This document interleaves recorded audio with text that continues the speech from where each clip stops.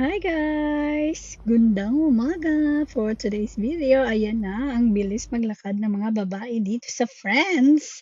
It's so sunny today and pagdating ko sa work, sinimulan ko na ang bakbakan. Inuna ko na maglaba kasi nga ang dami kong gagawin today. Ang daming calots.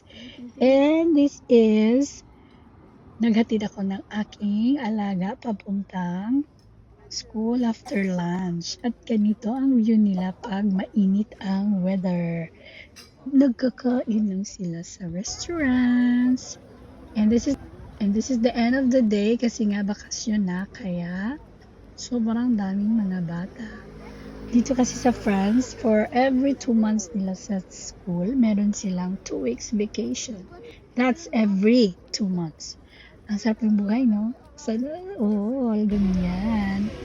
And after my work, ayan na, pauwi na ako kasi nga weekend, maraming pasahero sa train. And this is the view going to my home. Ang ganda, no? Maliwalas, kakamuni-muni ka, at ang ganda ng view. Nagmamadali na ako kasi yung anak ko naghihintay sa bahay mag-isa. Kaya ito, binilisan ni mama kasi magluluto pa. That's all for today.